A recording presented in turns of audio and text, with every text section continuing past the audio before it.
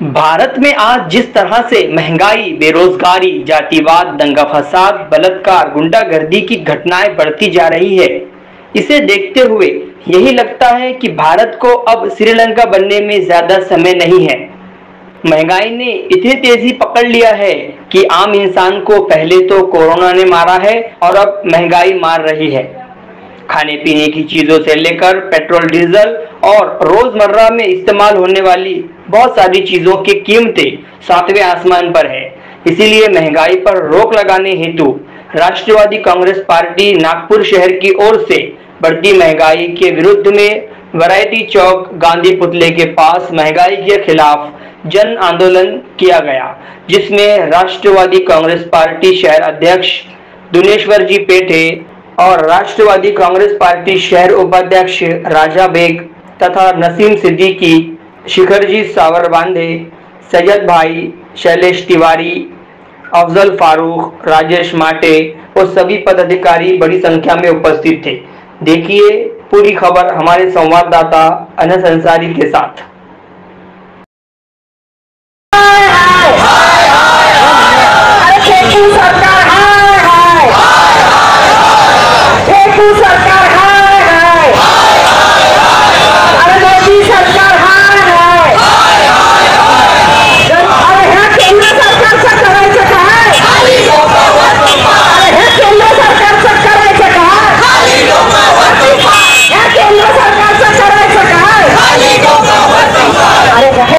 BLN news में एक बार फिर से आपका स्वागत है। वैरायटी चौक नागपुर से मैं अनस अंसारी, मेरे साथ राष्ट्रवादी शहर के राजा हबीब बेग साहब है जो राष्ट्रवादी कांग्रेस पार्टी के उपाध्यक्ष है, और महाराष्ट्र प्रदेश महासचिव रमन ठोकर जी।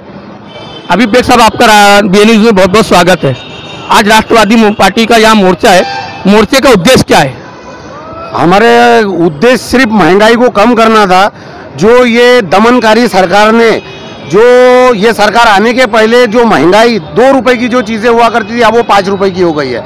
इन 8 सालों में 70 सालों में महंगाई जहाँ पर आई थी वो उससे 2.5 पट करने में इनको सिर्फ 8 साल लगे।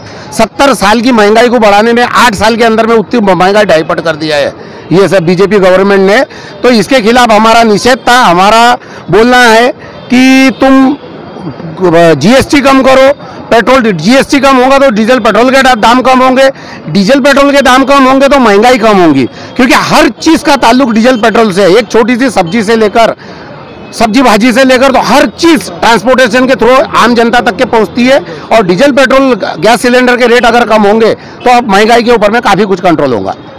रमन ठोकर जी, ये बताइए मुझे आप कि ये जो आप मोर्चा कर रहे हैं, मोर्चा करने के बाद क्या मोर्चा महंगाई को कम कर सकता है या उसके लिए कोई आपको उपाय करना पड़ेगा? देखिए, केंद्र सरकार जब से 2014 से आई, आज 22 का जमाना हो गया, और नरेंद्र मोदी जी ने पूरे देश को गुमराह करने का काम किया। उन्होंने लोगों को जातिवाद पे लाया, मंदिर मस्जिद पे लाया, और हमेशा वो फॉरेन घूम घूम के लोगों को बताया कि मैं कितना प्रसिद्ध हूँ। लेकिन लोगों का जन जागरण करने के लिए हमको भी महंगाई के खिलाफ में ऐसे जन जागरण करना पड़ेगा कि मोदी सरकार जो है, केंद्र की सरकार जो मंदिर और मस्जिद की लड़ाई लेके बैठी है, जबकि यहाँ पर बेरोजगारी खुलेआम हिंदुस्तान के अंदर बढ़ रही है। देखो, पेट्रोल का भाव कितना आसमान छू रहा है, डीजल का भाव आसमान छू रहा है, जीवन आवश्यक वस्तु की दवाई का दाम देखो, आज गरीब लोग दवाई ये कर नहीं पा रहे। और जीवन आवश्यक वस्तुओं पे गैस को लेकर हर चीज़ को उसने बढ़ा दी। आज चूल्हा जो बोलते मराठी में हमारे, चूल्हा पिटाने के लिए लोगों को बड़ा संघर्ष करना पड़ रहा है, घर चलाने के लिए संघर्ष करना पड़ रहा है। तो बेरोजगारी इतनी फैल गई कि हर आदमी को संघर्ष करना पड़ रहा है। और हमारे शहर के अंदर राष्ट्रवादी कांग्रेस पार्टी इस तरीके से जन जागरण करके, जैसे राजा खान हो गया, वर्षा श्याम कुड़ी गए, श्रीधर बुराडे हो गए, श्रीधर बुराडे हो गए, इमरान खान हो गया, हमारे प्रवक्ता संतोष सिंह जी हो गए, हमारे निरीक्षक मध्य नागपुर संतोष शिव भेंडे जी हो गए। ये सब लोग मिलकर ऐसा संघर्ष नागपुर में खड़ा कर रहे हैं कि भले देश में नहीं, नागपुर में तो लोगों के मन में ये हो जाए कि मोदी सरकार जो लोगों को जातिवाद पे बटा रही है, धर्मवाद पे बटा रही है, मंदिर मस्जिद पे बटा रही है और खुलेआम महंगाई बढ़ा रही है, जिससे लोगों का आक्रोश बीजेपी के ऊपर होगा और लोगों के समझ में आएगा कि नरेंद्र मोदी सिर्फ फोकनाड़ी दे रहा है और कुछ नहीं कर रहा। इसका उपाय क्या है? इसका एक ही उपाय है, लोगों के ऐसी आंदोलन खड़े करके लोगों को जनजागरण करना है। जो धर्मवाद की लड़ाई ये लोग लड़ रहे हैं और भी पार्टियां लड़ रही है, उसके ऊपर सर्वधर्म सद्भाव जो देश का प्रतीक था, सब लोग मिलजुल कर रहते थे, मंदिर मस्जिद को लड़ाई कोसों दूर थी, ऐसी लड़ाई को शांत करने के लिए और उसमें से ध्यान हटाने के लिए जो अपना नरेंद्र मोदी जो चाल चल रहा है, वो महंगाई रात दिन बढ़ते जा रही है और लोगों का जन जागरण करके उनका ये बताना पड़ेगा कि लोगों को कि देखो ये सब केंद्र सरकार को हटाने का यही उपाय है, लोगों को जागृत। जनता को हम कैसे जागरूक कर सकते हैं? जनता को जागरूक करने का यही उपाय है, हर आदमी ने घर से बाहर निकलना चाहिए, क्योंकि हिंदुस्तान के हर नागरिक ये बीमारी से जूझ रहा है, महंगाई की बीमारी से। तो इसके लिए हर इंसान को घर से बाहर आना चाहिए। लेकिन जनता को महंगाई में इतना उलझा के रख दिया है कि आदमी सुबह उठता है तो शाम के 2 जून की रोटी की तलाश में वो ये सारी चीज़ों की तरफ से ध्यान ही हट गया है लोगों का। और जिन लोगों का ध्यान इस तरफ है वो लोग खामोश बैठे हुए हैं। तो जो लोग खामोश बैठ के इसको बर्दाश्त कर रहे हैं वो लोगों को रोड पे आना चाहिए, तब जाके लोगों को इससे छुटकारा मिल। विनोद बेटा जी, BNN न्यूज़ में आपका बहुत बहुत स्वागत है। आपका आज का ये मोर्चा और ये आंदोलन आपका क्या विषय है और इस विषय में आप क्या चाहते हैं राष्ट्रीय सरकार से? जिस प्रकार से पूरे भारत देश में जो महंगाई बढ़ी है, जो बेरोजगारी बढ़ी हुई है, लेकिन देश के पंतप्रधान माननीय नरेंद्र जी मोदी किसी भी प्रकार से जनता के हित में किसी भी प्रकार का निर्णय नहीं ले रहे।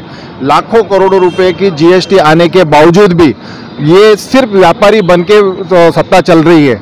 आज जिस प्रकार से देखेंगे तो खाने का तेल, महंगी सब्जियां, महंगा सारी चीज़ें, पेट्रोल, डीजल, सिलेंडर, आज जो दाल थी वो थाली में वो दाल वहाँ से गायब हो गई, सब्जियां गायब हो गई। लेकिन फिर भी इस पंतप्रधान नरेंद्र मोदी जी को किसी भी प्रकार की देश के जनता के हित में किसी भी प्रकार का वहाँ पे कोई लेन देन नहीं है। बड़े बड़े वादे किए उन्होंने, 2 करोड़ बेरोजगार लोगों को रोजगार देंगे, महंगाई कम करेंगे, हम किस्मत वाले हैं, ये बोल बोल के उन्होंने सत्ता हासिल की। लेकिन आज देश की जनता पूरी तरीके से महंगाई में झुलस रही है। क्या आप लोग के पास सरकार बदलने का कोई ओपिनियन या कोई अल्टरनेट है? आज देश की जनता जिस प्रकार से त्रस्त है, उस प्रकार से वही जनता जिस जनता ने उन्होंने बहुमत से चुन के लाया, वही जनता आने वाले समय में 2024 में उनको नीचे उतारने के सिवा रखेगी नहीं। अगर रोड पे आ जाए, मैदान में आए तो महिला झांसी की रानी या रजिया सुल्ताना भी है, और जब सियासत में आ जाए तो अरुणा आसिफ अली भी है, करुणा बेदी भी है।